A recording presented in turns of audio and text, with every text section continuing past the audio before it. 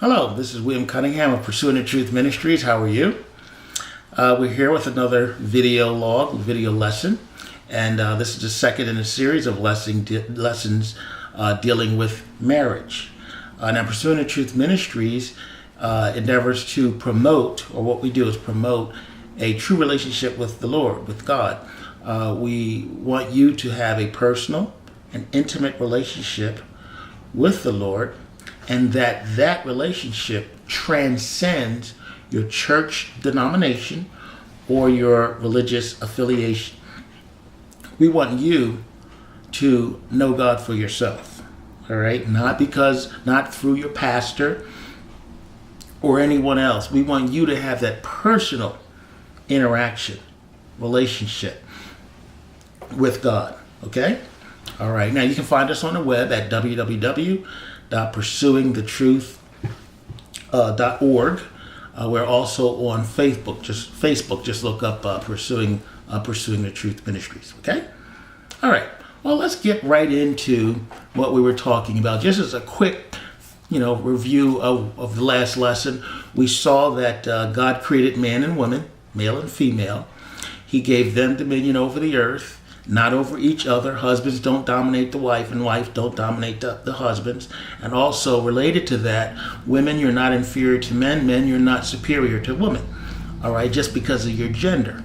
All right, a man may be superior to a woman in a particular, trade because he was trained and has more experience. And a woman may likewise be maybe superior to a guy in a particular trade or ability or what have you, because she was trained and has experience. But you're not superior or inferior to each other merely because of your gender, okay? We saw that God created the man and a woman and brought the woman to the man. They came together as a union, and the Bible says that the two shall be one flesh. The man's going to leave his father, his mother, is going to leave his family and cling to his wife. All right. In other words, he's going to go out on his own, and he's going to cling to his wife. And related to that, or you might say, how would you say it? Related to that is the fact that the woman leaves her family and clings to her husband. All right, because you have situations where the family can interfere with the marriage. People are talking in your ears, telling you how to run your marriage. Get them out of there. All right, family can be family. All right, but they're not the runners of your marriage. You have two people who have to come together and work together to build this unit, that union, okay? All right, that's the goal, to build that stronger and stronger and stronger and stronger and tighter and tighter, all right? All right, and we'll be talking about that as we go on, all right? All right. Now, of course, in marriage, there's a point where you, of course, decide to get married, all right? And there's a point where you decide whom you're going to marry. Who's going to be the quote lucky person, or vice versa, all right? So at first you make the decision that you are going to get married, and then you make the decision as to who is going to be the one you marry. That's the quote tricky part. Now, different cultures have different ways of getting the who. All right. Some cultures, marriages are arranged. Some cultures, they're not. Typically in America, we do not arrange marriages. People come together, and however they come together, and they make the decision to get married, their own choice. I have a friend who said his marriage was arranged. I never knew. I mean, you look at these two, and they seem like a really good couple. They have a child, and they seem like a really good couple. We even met Auntie, wonderful, wonderful people. And I was really intrigued because you stereotypically think, it's really bad if someone has an arranged marriage, but not necessarily, because he explained what happens, how the family really looks. And they ask questions as kind of like detective work, so to speak, in a sense, evaluating and coming up with the right person, So that's a good thing. So in any case, however you decide to do it, whether it's your culture or what have you, you come to a point where you decide to get married. And regardless of how you decide to get married, the goal is still to build that thing so that it's strong. so that you grow together and you build that unity, okay? However you culturally or whatever come together to be married. Okay, now, so what I'm going to be talking about mostly applies, in this part anyway, mostly applies to people who choose whom they're going to marry, all right? Because, well, actually, it does apply to both, because it really is who does this, what I'm going to get ready to talk about. It's who does this, all right? You're looking for that person to get married. You're trying to find out if this person is the one. All right. And in an arranged marriage, as I was told, someone else does that. The family does that. Where here, what I'm used to in my culture is I'm the one that decides, but not fully, because my mother and father may see things and they'll tell me, and so forth and so on. All right. But let me just start off by saying, let's start this by saying this. All right. In my ministry, I get lots of questions. I'm talking over the last 20-something years. I get lots of questions from people dealing with marriage. All right? Now, one of the mistakes that I find that people make in deciding who they're going to marry is they marry someone because they fell in love with them. Wrong answer. Just because you fall in love with someone does not mean that that's the person you should marry. Because you're only falling in love with what you have seen or experienced with your senses at that point. And there may be a whole lot more to that person than you're aware of.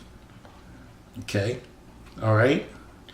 And that's why I really now respect, from what I was told. We have some Indian friends of the family, and they were explaining to us the process of, how the family selects who you're going to marry.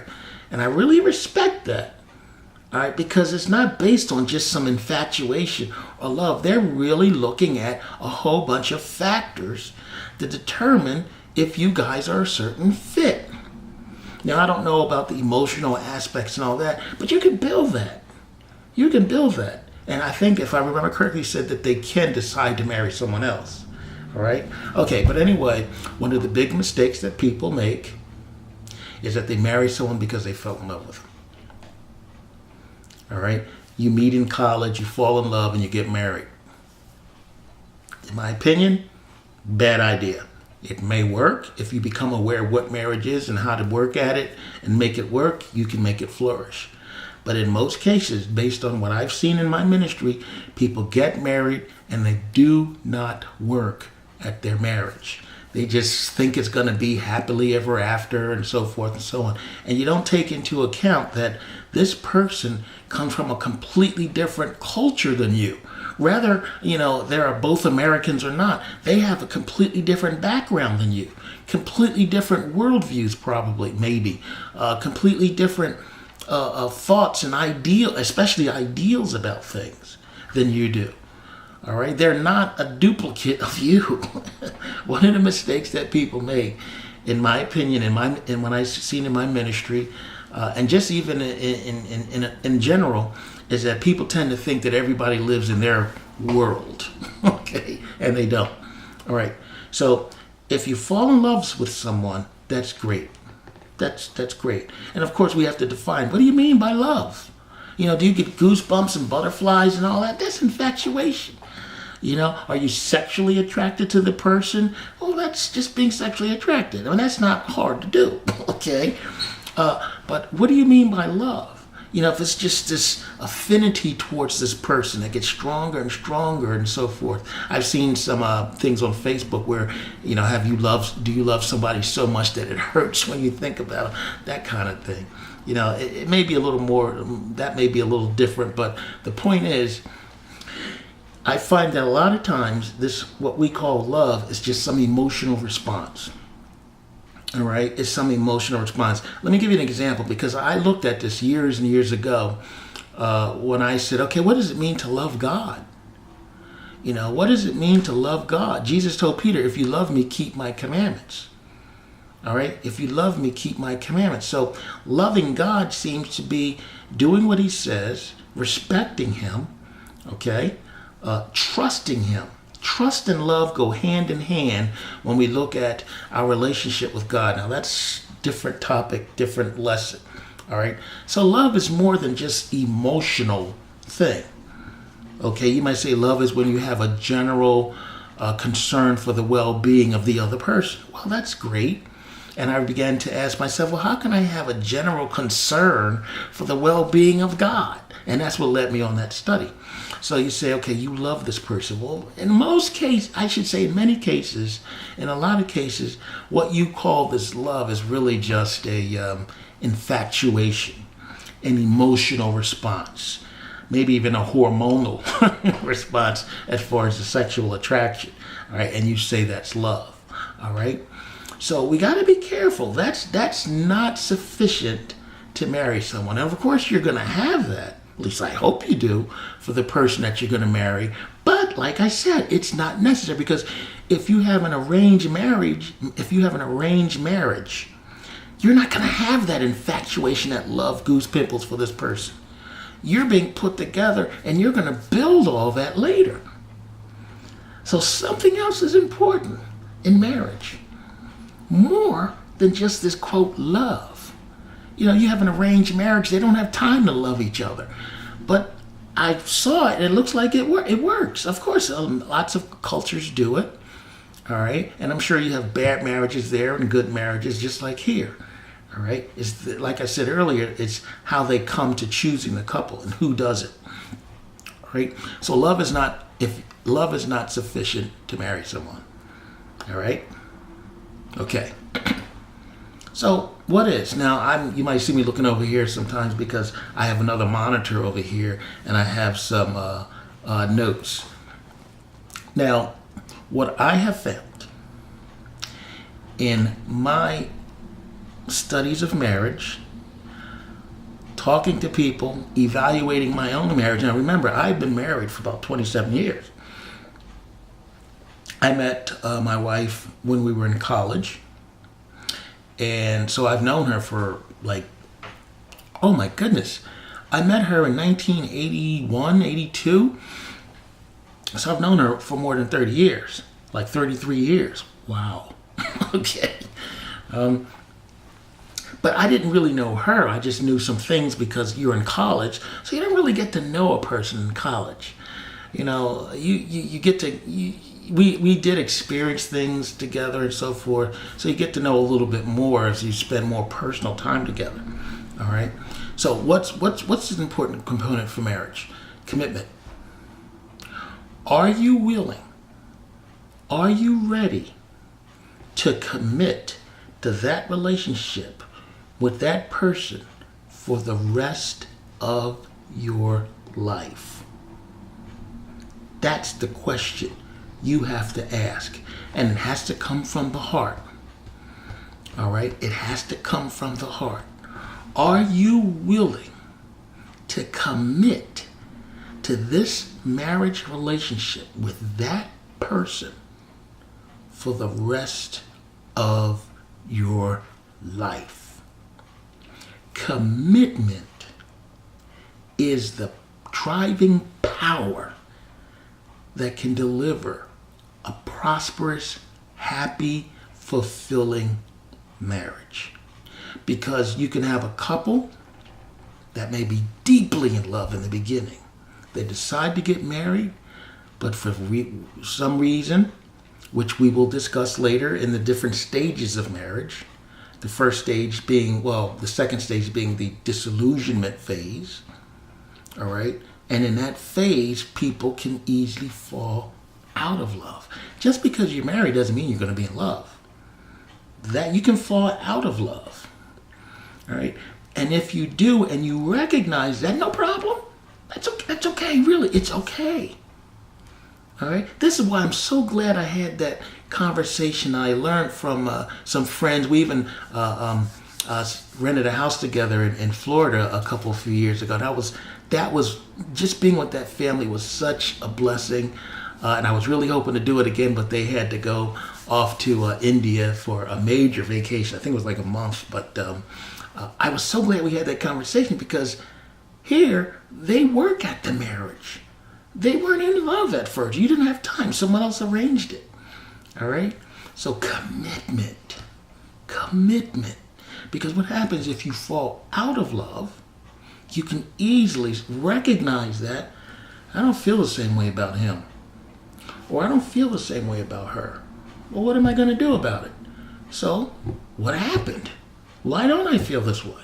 What can I do about it? And you begin to focus on the things. In the next video, I'm going to share with you some books that I have. And I think I might have shared that in a previous video. I'm not sure.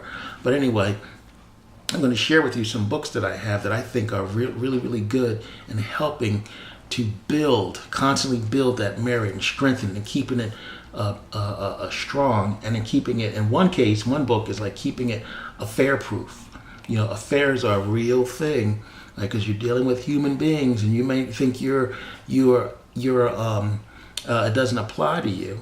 You may think you're immune to it, but no one is. No one is. All right, especially when you hear how I define affair. Okay, all right. So commitment. Ask yourself, in your heart, do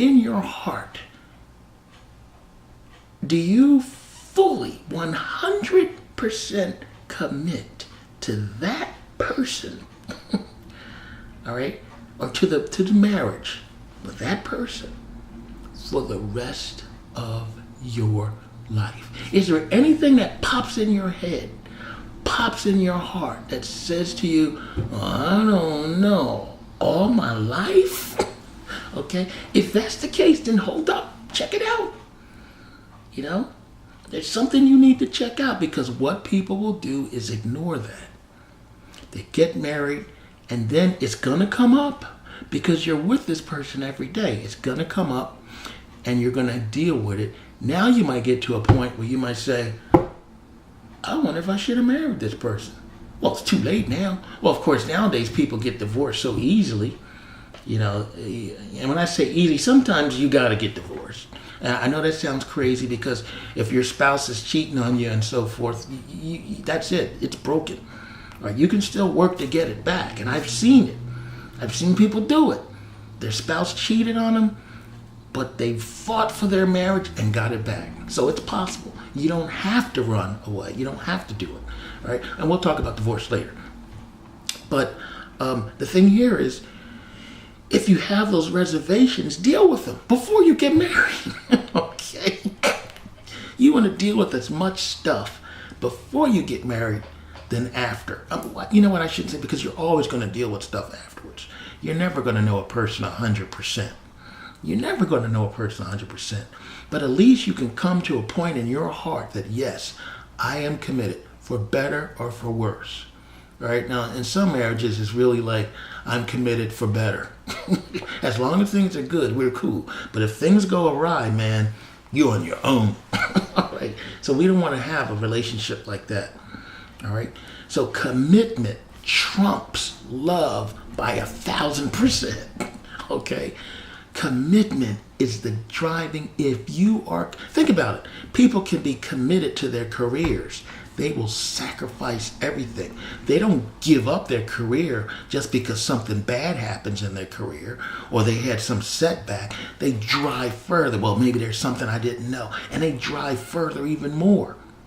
All right? When you committed to, let's say, an exercise program, for maybe you want to play sports or just a personal goal, then you go for it. You sacrifice. You don't eat chocolate cake. All right, you don't eat peanut butter until you just eat healthy food, the food that your body needs to get you to your goal.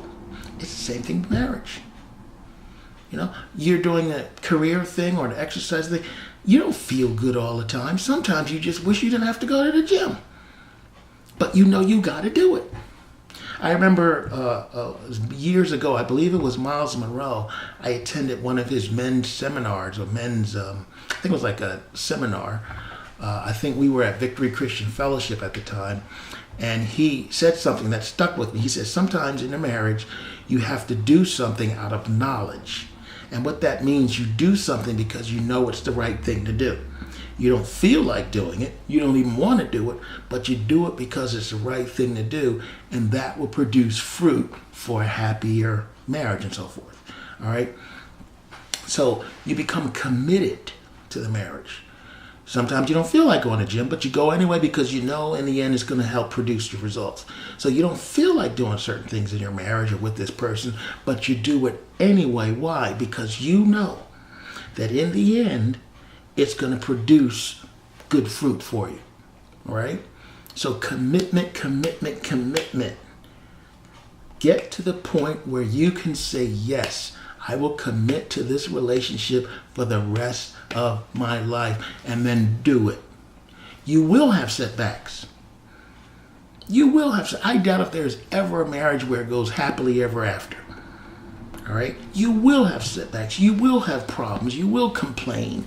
You will, get upset or whatnot. But if you're committed, it'll be like anything else. I did get upset about the gym but you do it anyway. Because in the end, it works. If you work at it. So commitment is the driving force that will help you have a good marriage. And it is the component that will drive you to selecting the right person. Are you willing in your heart to tell yourself in your heart that you're willing to commit to that person for the rest of your life? If you can answer yes to that, then more than likely it's safe to marry that person. All right. Now, of course, that assumes you have enough information about that person, and we'll talk about that another time. All right. So that's why I'm just going to say this, and we're going to wrap it up. From my experiences, now this is going to sound kind of goofy. I don't recommend that you get married right out of college. And let me rephrase that. That's not true. I don't believe that you should get married quickly. Like my wife, we got married not right after college. It was like, for me, it was a couple years after college. For my wife, it was like a year after college. But we had been dating. We had been seeing each other all the way through college. So it was like 6 years, 5-6 years. My wife was a year behind me. So I can't say you can't get married out of college because it worked for us because we knew each other for a while. We got to know each other, and I got to know her family, and she got to know my family. I was crazy about her father. I loved her father. She has her family was cool. All right, so I felt all right there. But the thing is, basically, the general rule for me, my opinion is, don't marry people too fast. You get a person who met somebody and 6 months later they're getting married. Huh? That doesn't make sense to me. All right, you want to get a chance to get to know the person enough to where you can say to yourself that I will commit to you. All right, and our pastor in my youth, taught us to pay attention to the spirit of the person. Don't just look at the outside. Try to look inside the person. Ethics, morals, what is the position on God, worldview, things like that. Look at how they respond to things, and get all that kind of stuff together. All right? All right, so you have commitment trumps love. Of course, you're going to love the person, but you have to have commitment because if you don't and you fall out of love, your marriage is in trouble. And you're going to have to work at it. We'll talk a bit more about that in the next video, okay? So, commitment, commitment, commitment. That's the key in a marriage. To get married, you want to be able to answer the question, yes, if you are willing to commit to this marriage for the rest of your life. There are no back doors. There are no escape hatches. You're really to go in here and you feel comfortable, totally comfortable, to commit to this relationship for the rest of your life. Okay? You feel as though you know about this person, you know their worldview, their religious beliefs, if you will, and all that kind of stuff, all the intimate stuff. But you're always going to find out more stuff. Whether they brush their teeth crooked, you're not going to find that kind of stuff out until after you get married. Okay. All right. So are you willing to commit? That's the thing. Love will come and love may go. But commitment can keep the flame burning so that love stays constant and grows. Okay? All right. So we're going to stop here. This is William Cunningham of Pursuing the Truth Ministries talking to you again about marriage. Stay tuned for the next video where we're going to talk about that process of picking the person as far as compatibility and so forth, and some other things that I think is important to know for marriage. Okay? God bless you.